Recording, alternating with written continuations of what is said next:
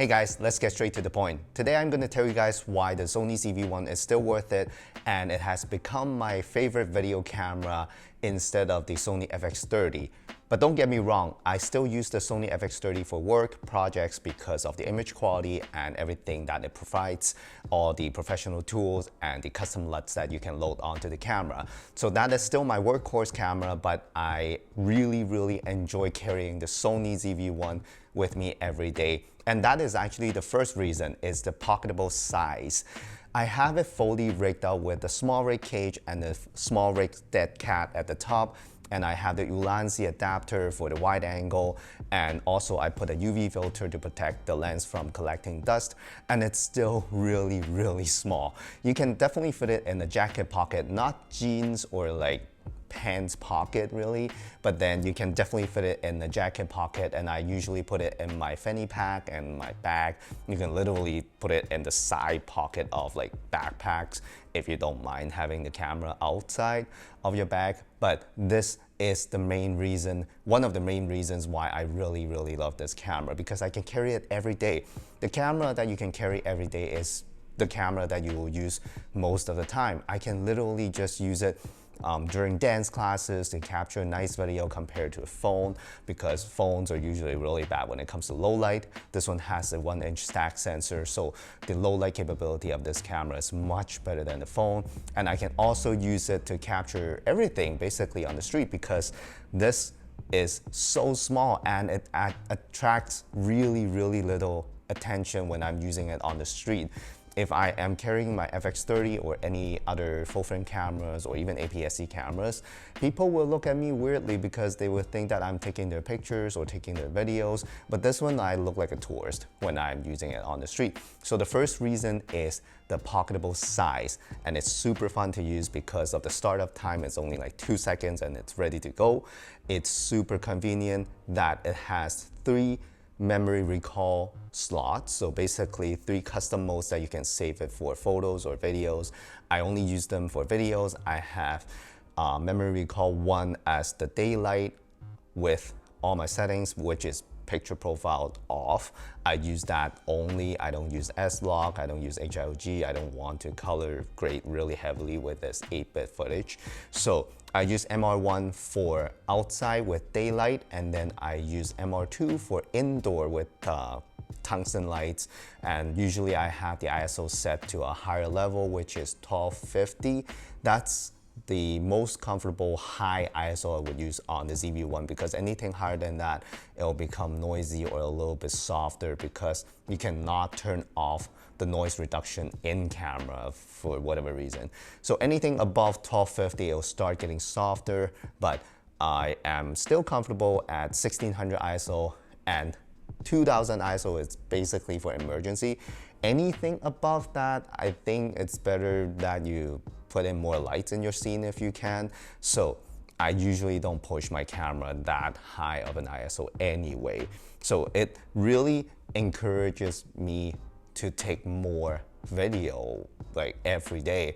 I literally use it every single day. Even if I'm not using it, I'll still keep it in my bag because I know that I can carry it without having to worry, because this is super lightweight and small, and I always have a camera that can capture good video quality when I'm on the go or every day. By the way, you are actually looking at the ZV1 image quality right now, because I am recording most of my YouTube talking heads with this camera now. I have a lav mic attached, just a wired lav mic attached to the not the headphone jack, but the mic jack, and it's giving me really nice image quality and audio quality, and that is the second reason why this camera is still worth it. If you are planning to start a YouTube channel, this is perfect. This is super easy to use.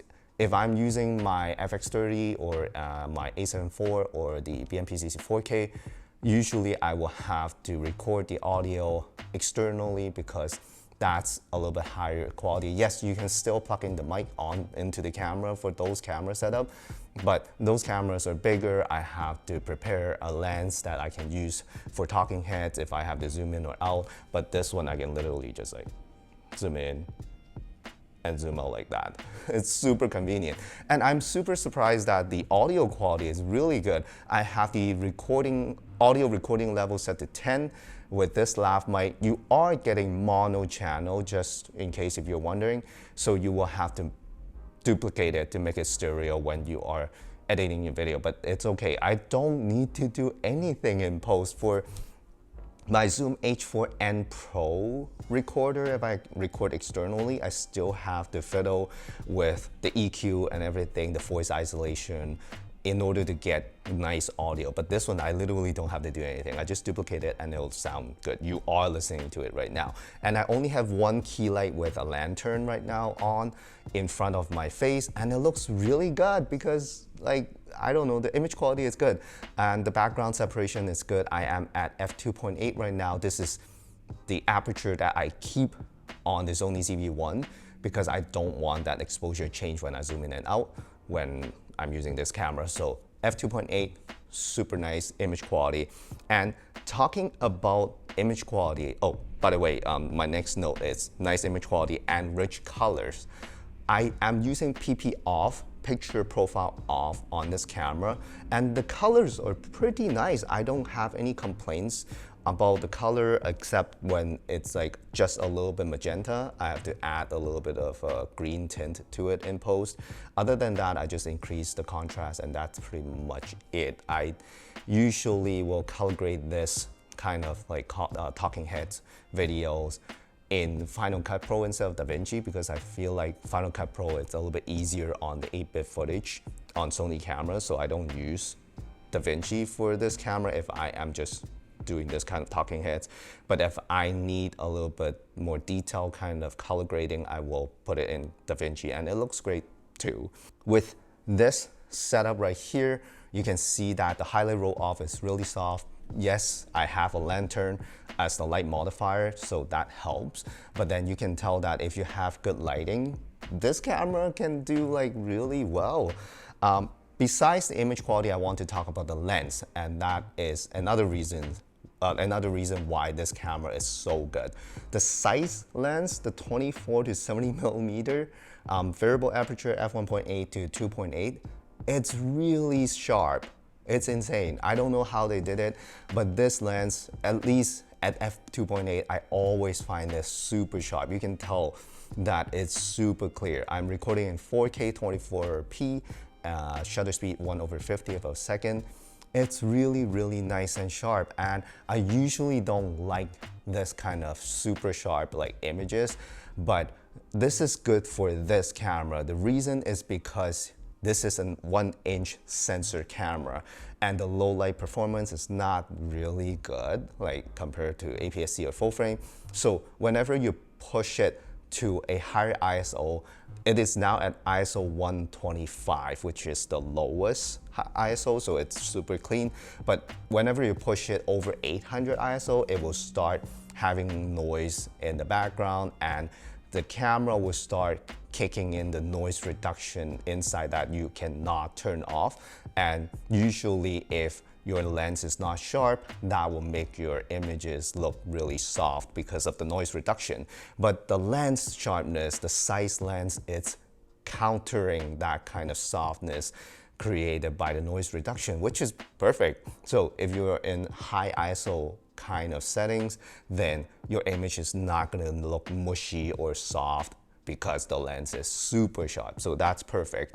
Whenever I am recording video, I'm gonna record another one for social media, let's say Instagram. You know that a lot of people like open gate mode for with the new cameras, that you can record in full size of the sensor, so it's like a taller sensor kind of recording, so you can, when you crop into the social media kind of like vertical mode, you have the full resolution or higher resolution than 16:9. So, but this camera, when I was posting stuff on Instagram, it's so sharp, even when it doesn't have open gate mode. I'll show you guys like posts that I have done before. For example, this one right here, I don't know if you can tell. I should turn up the brightness so you guys can see. Oh, that's too bright. I'll talk about how I expose. Like, You can tell. This is, by the way, this is color graded in Final Cut Pro. It's so sharp. I am super surprised. This is cropped into this landscape 16:9 sensor. I don't need open gate. I don't need people to see like any more details on my face. So this is more than enough for social media platforms. I was recording mostly at 18mm, 16:9, 4K. That's it. No sharpening added in post at all. So that's absolutely amazing. Like post-production, if you have to add sharpness and reduce noise and everything, it's a nightmare. So I'd rather not having to do that. So that's a really, really big plus because of the sharp lens. So those, oh wait, by the way, I forgot to mention that because this is a stacked CMOS sensor, it's a 1-inch sensor, the readout speed is really quick. I can basically record anything in fast motion and it will not have those like jello effect. Like for example, if I move my hand like this, it's not gonna become like jello-y. I'm doing it right now. So if you are panning or like if you are in a car recording something pass by, you will not have the super jello effect that even my FX30 has. So that's really, really good. One more thing about the lens, 24 to 70mm, absolutely perfect for me. I don't usually like filming anything wider than 24mm because of the distortion usually happens anything wider than 24mm, and 70, it's a little bit too short. If I think my favorite focal length would be 24 to 105 usually, I think, or 110 for some lenses. I don't mind having the camera a little bit bigger if they need to do that in order to have the longer reach because I like the compression, but 70mm is still very, very nice. I use that all the time when I'm on the street taking videos. So 70mm and the 24mm, it's perfect. If you want anything wider for like vlogging or selfie or anything like that, I have the Ulanzi adapter. I told you guys in the last video that I have the option to add that on and I have it already. And now I can add like all kinds of filters, variable ND and stuff on this camera because of that adapter as well. So that's not a problem at all. Oh, reason 3 is actually audio. I don't know why I mentioned it earlier, but anyway, audio is really good. The onboard microphone, the built-in microphone is super nice, super good. I found that it's nicer if you're outdoor. That it's because indoor you have this like walls like bouncing your voice all over the places. So indoor you have this like reverb, like echoey effect. So I don't recommend using the built-in microphone for indoor use, but for outdoor, absolutely amazing. I got the small rig furry mic muff thing. That is because I like it.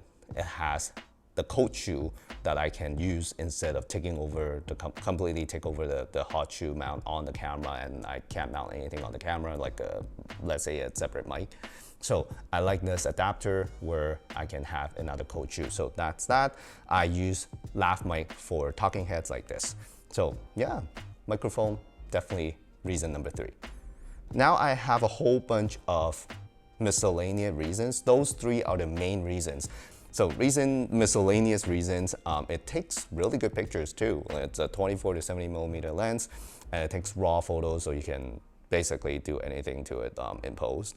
Another reason is the low light performance is actually not bad. Yes, I mentioned that I don't want to go anything higher than 1250 ISO.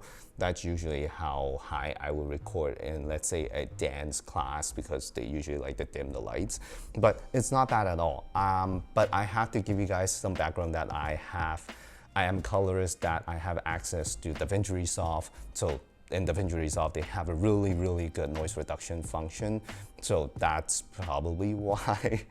So if you are only using the straight out of the camera image, yes, don't go anything higher than 1250. The low light is probably not as good if you're only using the straight out of the camera image, that you don't want to put any post-production noise reduction in it. But I have access to DaVinci Resolve, and I have noise reduction that I can use in post, so that's why.